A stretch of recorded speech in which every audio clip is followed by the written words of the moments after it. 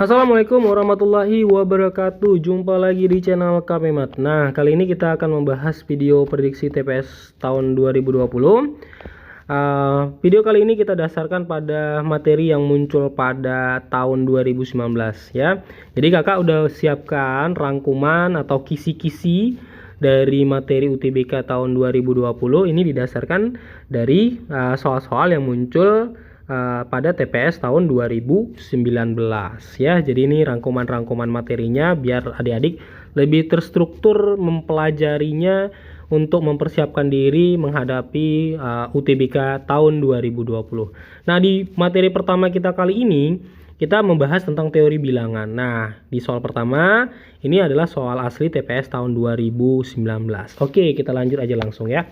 Bilangan prima P dan Q berbeda dan lebih kecil daripada 12. Jika selisih antara P dan Q tidak habis dibagi 4, maka nilai P dan Q yang mungkin adalah. Nah, di sini kita tuliskan dulu informasinya apa-apa aja ya. PQ-nya di sini disebutkan kurang dari 12. Kemudian dia disebutkan juga bilangan prima.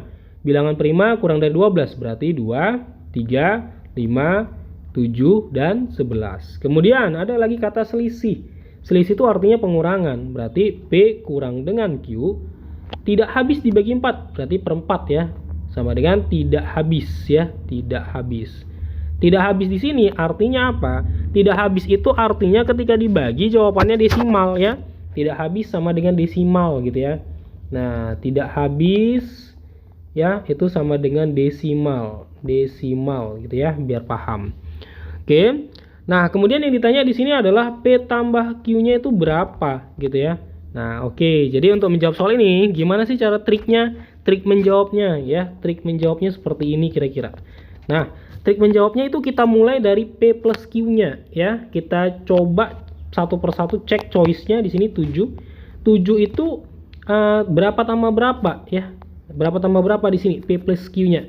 Oke, kira-kira itu berapa? Yaitu 5 plus 2. Nah, kalau kita coba ke syaratnya yaitu P kurang Q per 4, berarti kan nih 5 kurang 2 per 4. 5 kurang 2 berapa? 3, 3 per 4. Nah, 3 per 4 bisa nggak dibagi? Bisa, tapi jawabannya desimal ya. Desimal artinya apa? Tidak habis. Ini tidak habis. Oke. Oke, ini ya. Satu benar ya. Kemudian yang kedua. Yang kedua itu adalah 8. 8 itu berarti berapa tambah berapa nih? 5 tambah 3 ya kan, 5 tambah 3 itu kan 8. Nah, jadi P kurang Q nya berapa? P kurang Q per 4 berarti 5 kurang 3 per 4 berarti ini hasilnya adalah 2 per 4 berarti 2 per 4 juga desimal kalau kita coba bagikan ya, desimal juga berarti ini tidak habis. Oke, ini tidak habis ya, tidak habis. Oke, nah kemudian yang ketiga ya, yang ketiga di situ adalah 9. 9 itu P plus Q-nya berapa sih? P plus Q-nya yaitu 7 ditambah 2 ya. 7 tambah 2 kan 9 gitu ya. Nah, berarti P kurang Q per 4-nya 7 kurang 2 per 4. 7 kurang 2 berapa? 5 per 4. Nah, ini juga tidak habis kalau kita bagi ya. Tidak habis. Oke. Kita lanjut lagi ke choice 4-nya 10. Nah, 10 itu P plus Q-nya berapa? 7 tambah 3 itu 10. Berarti 7 kurang 3 per 4 sama dengan 4 per 4. Ini adalah P kurang Q-nya ya. P kurang Q per 4-nya. Nah, berarti di sini apa? 1 habis ya. Karena 4 bagi 4 itu bisa dibagi, nggak desimal jawabannya. Nah, jadi kesimpulannya adalah choice 1, choice 2, choice 3 itu benar ya. Kenapa benar? Karena kita diminta di sini mencari nilai P dan Q tidak habis bagi 4. Nah, jadi jawabannya apa? Jawabannya itu adalah A ya. 1, 2, 3 saja yang benar. Oke, bisa dipahami? Oke, kita lanjut lagi ke soal yang berikutnya. Oke, sekarang kita di nomor 2 ya. Nah, oke, kita baca dulu soalnya. If a and x represent real number for which x square equal minus a, which of the following statement could be true? Nah, di sini maksud dari soalnya apa? Jika a dan x adalah bilangan real, jadi a dan x itu bilangan real ya, bilangan real. Bilangan real itu apa? Ya 1, 2, 3 itu bilangan real, min 1, min 2, min 3 itu bilangan real ya. Nah, di mana X kuadrat sama dengan min A, katanya di situ. Nah, manakah yang benar di antara pernyataan 1 dan 3 ini? Sampai 1 dan 3 ini ya. Nah, kita tahu bahwasanya kalau misalkan X kuadrat sama dengan min A, itu kalau kuadratnya dipindahkan kan menjadi seperti ini ya, min A. Nah, ingat akar itu ya, akar itu kita bilang akar X ya, terdefinisi ya, jika akar itu nilai X-nya itu lebih dari 0. Kenapa? Karena akar negatif nggak ada ya, akar negatif seperti ini tidak ada ya, karena tidak ada dia pada bilangan real ya. Untuk bilangan imajiner ada, tapi dia untuk bilangan real tidak ada ya, tidak ada jawabannya. Nah, artinya nilai A-nya di sini adalah kalau A-nya lebih dari 0, kita cek choice 1 ya. Berarti kan nih bisa aja 1, 2 dan seterusnya ya. Nah, berarti X-nya berapa? X sama dengan akar min 1, misalkan X-nya nih, atau X sama dengan akar min 2. Nah, ini kan artinya nggak ada jawabannya ya, tidak ada jawabannya. Nah, berarti ini salah ya. Oke, choice 2 kita coba. A sama dengan 0. Apa yang terjadi? Ya, X sama dengan akar min A. X sama dengan akar 0 ya. Berarti kan 0 jawabannya. Berarti benar ya. Oke, choice 3. A kurang dari 0 katanya di sini. Berarti X sama dengan akar min A. X sama dengan, nah contoh akar kurang dari 0 apa? Kurang dari 0 itu bisa kan min 1 gitu ya. Min 2 dan seterusnya. Misal min 1 gitu ya, akar min 1 ya. Sorry, kita hapus dulu. Nah, di sini X sama dengan akar min. Nah, A-nya kita ganti dengan min 1 nih. Misal ya, min 1. Apa yang terjadi? Akar 1. Akar 1 berapa? Bisa plus 1 atau minus 1. Artinya apa? Terdefinisi jawabannya ya. Berarti ini benar juga. Nah, jadi jawabannya apa? Yang benar itu hanya 2 dan 3. Nah, berarti jawabannya di sini adalah 2 dan 3. 2 dan 3 itu jawabannya itu adalah E. Oke, bisa ya dipahami? Kita lanjut lagi ke soal yang berikutnya. Oke, sekarang kita di soal nomor 3 ya. Nah, soalnya masih menggunakan berbahasa Inggris untuk soal TPS-nya. Jadi kakak coba terjemahkan dulu ya ke bahasa Indonesia. Nah, arti dari soal ini adalah jika N, ini dia, N itu adalah bilangan bulat. Nah, integer itu artinya bilangan bulat yang dapat dibagi oleh dua bilangan prima yang berbeda, yaitu P dan Q. Ya, prime ini artinya bilangan prima. Yang manakah pernyataan berikut yang benar? Nah, pernyataan 1 dituliskan di sini adalah N bukan bilangan prima. Pernyataan 2, N itu dapat dibagi oleh P kali Q. Pernyataan ketiga, N itu adalah bilangan ganjil gitu ya, bilangan bulat ganjil. Nah, kalau kita tulis informasi dari soal ini adalah N dapat dibagi oleh P kali Q gitu ya. Oke. Nah, berarti di sini kan artinya dapat dibagi itu tidak desimal ya, tidak desimal. Nah, tidak desimal itu arti dari dapat dibagi. Nah, jadi kalau misalkan dapat dibagi itu jadi jawabannya itu bakalan nggak akan desimal gitu. Itu arti dari dapat dibagi. Nah, jadi kita coba misalin dulu di sini. Kita misalin dulu. Misal ya, misal P-nya itu kan, Q-nya itu kan bilangan prima, P dan Q-nya. Nah, misal P-nya itu 2, kita ganti ya. Q-nya itu misalkan 3. Nah, artinya bukan mesti P-nya 2, Q-nya 3, boleh bilangan prima yang lain ya, bebas ya. Tapi kali ini kakak gunakan bilangan P-nya 2 dan 3. Nah, kita sekarang coba cek pernyataan pertamanya, yaitu katanya N itu adalah bukan ya, bukan bilangan prima ya, bukan bilangan prima di sini dituliskan. Nah, berarti kita bisa buat seperti ini. N per 2 kali 3 ya, 2 kali 3. Nah, berarti N-nya itu kita coba ganti logikanya. Karena N katanya bukan bilangan prima, coba kita cek dengan bilangan genap. Coba misalkan genapnya 6 ya, N-nya kita ganti dengan 6. Nah, apa yang terjadi? Yang terjadi adalah 6 per 2 kali 3. Berarti 6 per 6, hasilnya 1. Nah, artinya ketika N-nya bilangan genap, ini kan genap ya, 6 ini. Dia dapat dibagi gitu. Ya, dapat dibagi.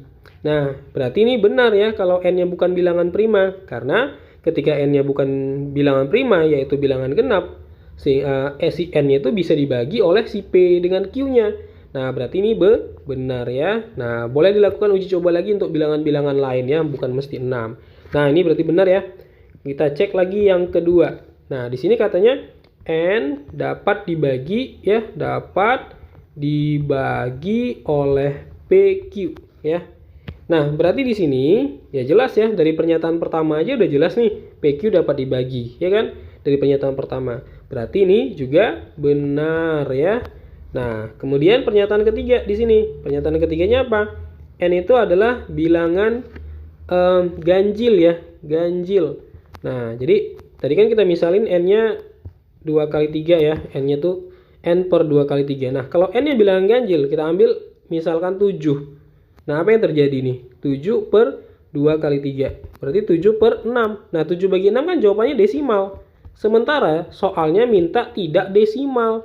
Berarti ini bukan jawabannya atau kita sebut salah ya.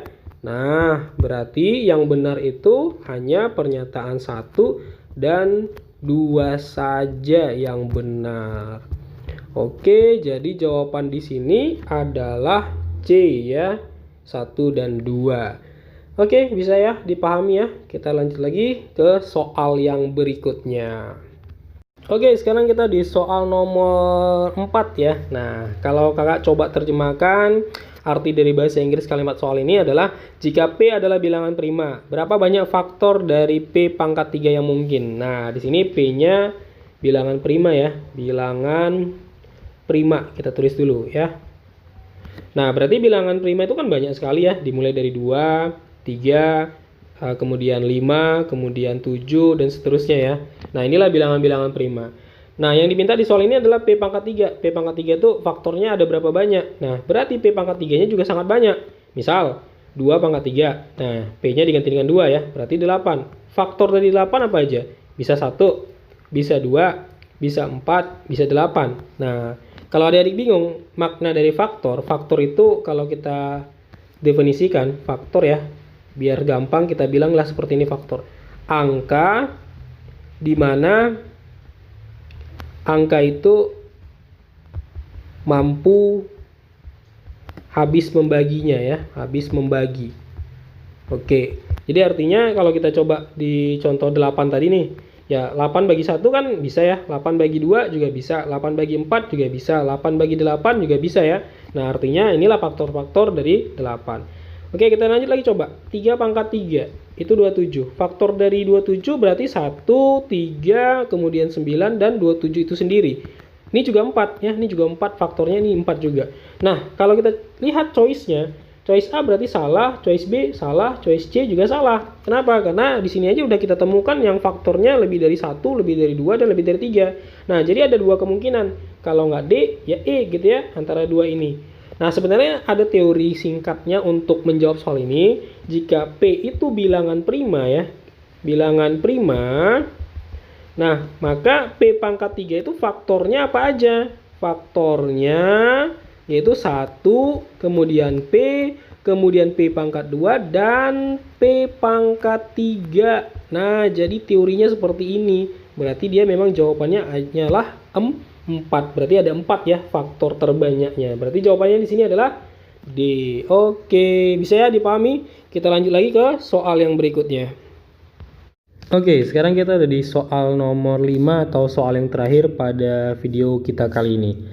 Jika X jumlah bilangan ganjil antara 11 dan 40 dan Y jumlah bilangan genap antara 11 dan 40 juga, maka hubungan antara X dan Y adalah di sini apa gitu ya. Nah, kalau kita tuliskan di sini X sama dengan bilangan ganjil ya, ganjil antara 11 sampai 40, itu kita bisa jabarkan itu apa aja. Berarti bilangan yang pertamanya kalau dia di antara berarti 11-nya nggak ikut ya, 40-nya juga nggak ikut. Berarti yang pertama itu adalah 13 tambah 15 tambah seterusnya, tambah yang terakhir itu berarti kalau bilangan ganjil 39 gitu ya. Nah, kemudian Y-nya juga di sini antara 11 sampai 40, tapi dia bilangan genap. Di sini genap antara 11 sampai 40. Nah, kalau kita coba jabarkan juga bilangannya berarti 12 tambah 14 tambah seterusnya tambah 38 ya. Nah, kalau kita coba jawab tanpa trik di sini kita coba jumlahkan keseluruhan. Ini kita jumlahkan berapa, ini kita jumlahkan berapa gitu ya. Nah, ini akan merepotkan ya, makan waktulah kita bilang di sini. Nah, maka triknya seperti ini ya. Triknya kira-kira seperti ini ya. Nah, coba bandingkan di sini. Di sini kan 13. Di sini kan 12. Siapa yang besar? Oh, ternyata masih ini yang besar ya. Nah, kemudian di sini 15. Di sini 14. Ternyata masih ini yang besar ya. Kemudian coba yang terakhir. Di sini 39, di sini 38. Ternyata masih ini yang besar ya ketimbang ini.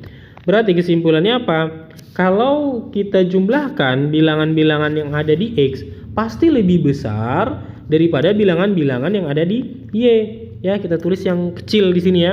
Kenapa? Karena angka-angka penyusun bilangan X itu jelas lebih besar daripada angka-angka penyusun bilangan Y. Sehingga kita bisa tarik kesimpulan di sini adalah X lebih besar daripada Y. Jadi jawabannya di sini adalah C ya. Oke, demikian pembahasan soal TPS versi Bahasa Indonesia dan Inggris kita kali ini. Nantikan video selanjutnya. Jangan lupa like dan subscribe channel KPMat. Sampai jumpa pada video berikutnya. Assalamualaikum warahmatullahi wabarakatuh.